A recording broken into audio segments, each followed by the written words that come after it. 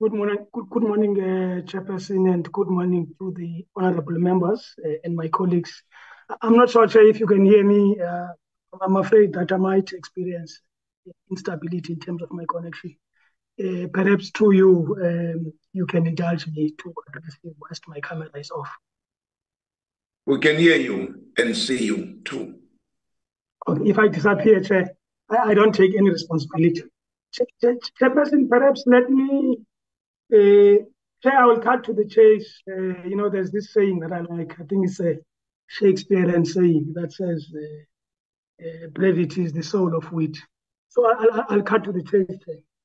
Chair, you will recall that the Speaker referred this matter to this committee on the 20th of November, 2022. So it's been more than a year since the committee has been seized with this matter. Chairperson, you will recall that when the minister appeared before this committee on the 12th of September, and I think that appears in the report as well, that the minister said, look, they differ with the manner in which legal services has approached this matter. And of course, they were raising the issue of whether what Mr. Tlakudi revealed was a public disclosure. Sorry, a protected disclosure, I'm sorry. Chairperson, I just want to take the committee to Section 56D of the Constitution, which says that the National Assembly or any of its committees may receive petitions, representations, or submissions from any interested persons or institutions. So the point we're raising, Chair, is that the committee should not be defocused.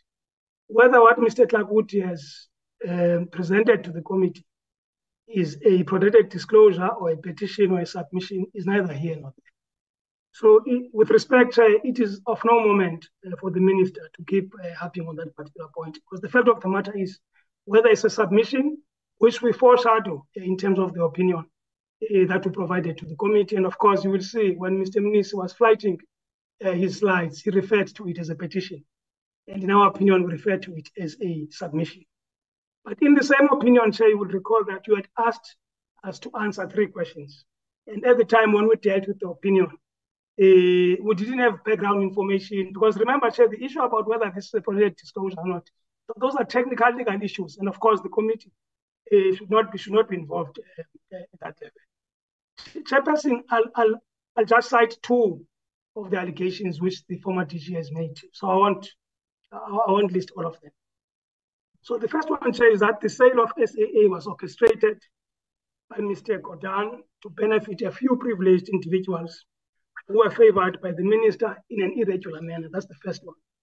The second one, Chair, is that Mr. Gordhan engaged Mr. Gideon Novik and Mr. Vangata Krishna to engineer the introduction of Mr. Novik to Harith to introduce Tagazo, as it was not shortlisted as a strategic equity partner based on the report developed by the TPE. Now, Chairperson, perhaps let me take the committee into confidence about the fact that I have been part of a team which has been involved in the toing and froing of correspondence between us, and then when I say us, I'm saying the committee and the ministry. And of course, if you look at Rule 158, 2B of National Assembly rules, so that you don't put the chairperson in trouble regarding this, it allows the chairperson of a committee, subject to other provisions of these rules, it says the chairperson may act in any matter on behalf of and in the best interest of the committee when it is not practical to arrange a meeting of the committee to discuss that matter. So there's been documents which we requested from the minister, and of course, those documents are documents which the minister had undertaken to provide to the committee when the minister appeared before the committee on the 12th. Now, I just want to take the committee. I know that at the risk of preaching to the converted, this point is important though.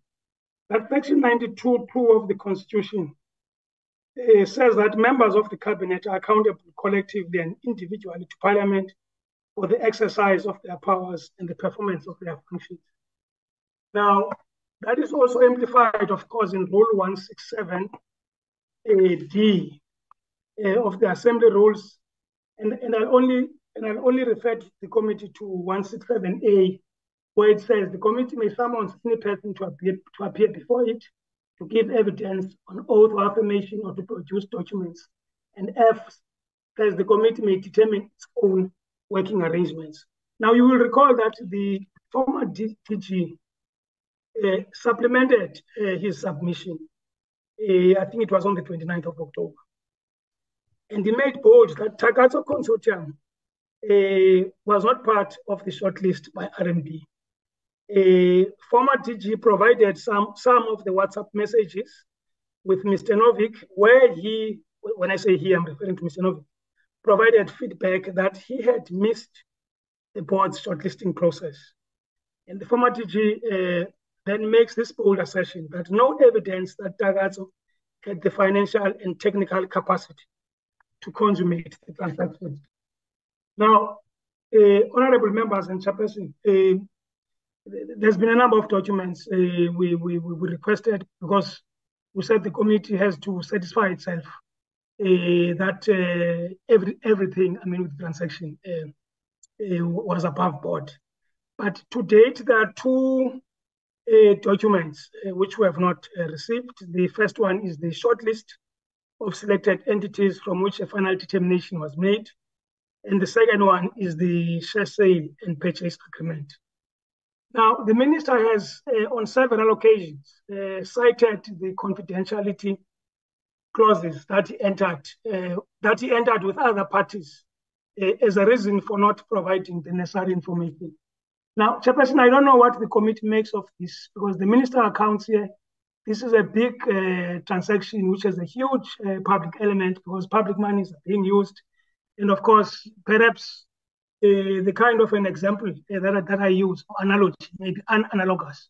But the fact of the matter is that you have a board, which is you as the committee, and you've got the minister as the CEO, and you want to have sight of salient information regarding this transaction, and you are told that no, I'm not going to give it to you because I'm protecting third parties and so on. Now, at no point has the minister said, I am prepared to give this information to the committee in camera, so that the committee can look at these documents and make a determination whether what is in the documents is something that the committee can publish. In other words, where the committee would say, okay, we've looked at the documents and we think that having looked at them, you are correct in saying that we are not going to make them to avail them for public consumption. But at least as the committee, we have satisfied ourselves that Takatso, for instance, I'm just making an example, was part of the shortlisted entities, and so on and so on and so on. Now, the second document is the share sale and purchase agreement. Now, what is a share sale and purchase agreement? This is very much important.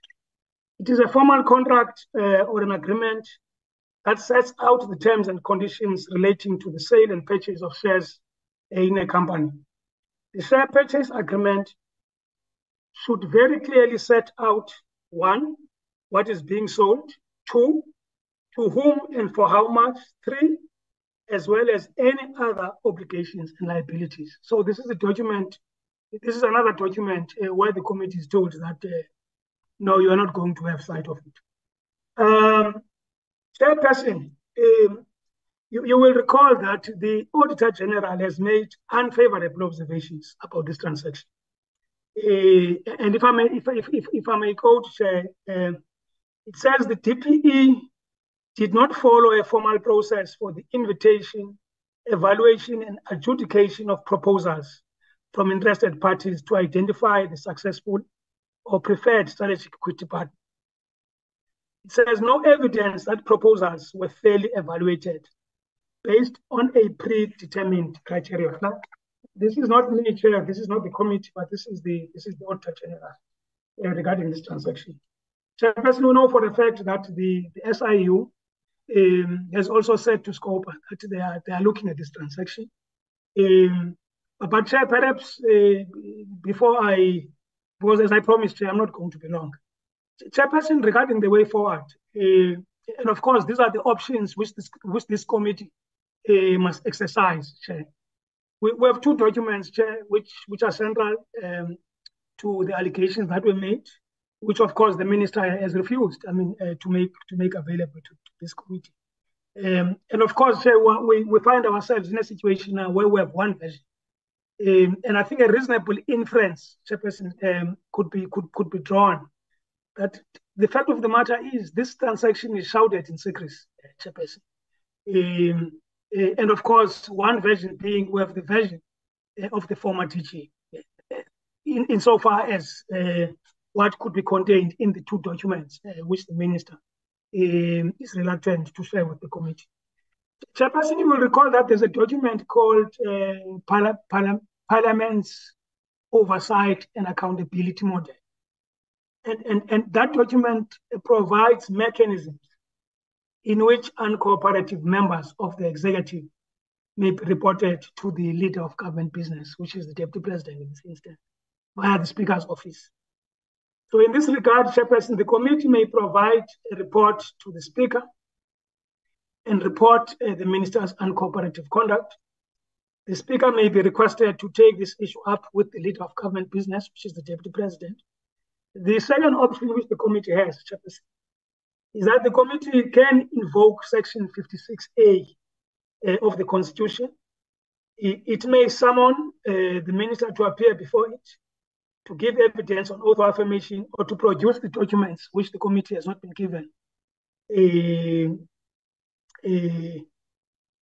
third one, Chairperson, is that, of course, it is within the view of this committee to pronounce itself to the entire transaction and declare that it cannot give unqualified support to this transaction, given that the particulars pertaining to the transaction are shrouded in secrecy.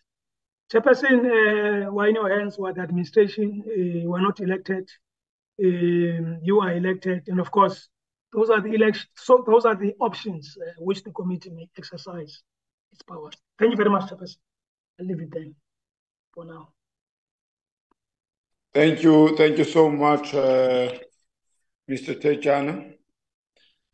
Honorable members, that is the presentation we got from Mr. Mnisi, which we're all familiar with. Mr. Mnisi didn't bring anything new here. All what he did, he brought to us in a way of reminding us on the road we have traveled and the steps we have been following until at this point. Therefore, it's more of we did this and did this and this and this and where to go from now. And that one side with us. It's us who now supposed to provide that particular direction so that we close this part of our road. I will start with the Honorable Mkwanazi and followed with Chair, I'm so sorry to interrupt you. It's Samantha Graham-Maria. Chairperson, I missed the last way forward from Mr. Techana. I didn't get clarity on what he was saying. I've got the way forward in terms of the oversight and accountability model and the Section 56A, but I couldn't quite hear what he was saying with respect to the third way forward. Could I ask that he just revisit that before we start the deliberations, please? Mr. Techana? Yes, thank you very much, Chairperson. No, Chairperson, these are just options, Chairperson, which the committee may exercise. And of course, Honorable Maria is correct about the one regarding the oversight and accountability model. And the second one, Honorable Maria, I was talking about the committee invoking its right in terms of Section 56A of the Constitution of the Republic of South Africa. Because there, the committee or the National Assembly may summon the documents which the minister in which the minister has adopted an uncooperative spirit by not making them available to the committee. So that was the second point. The third point I was saying, given the fact that without these two key documents, the committee cannot give an unqualified support to the transaction. And the reason would be that given that we have the committee has got one version, in other words, from the former Director General, then a reasonable inference can be made that the transaction itself is shrouded in secrecy, because I don't know what is difficult, Chairperson, by proposing an in-camera sitting where the committee will look at these documents and the committee make a determination whether it agrees with the minister, whether the subject matter of the documents cannot be released for public consumption. Thank you very much.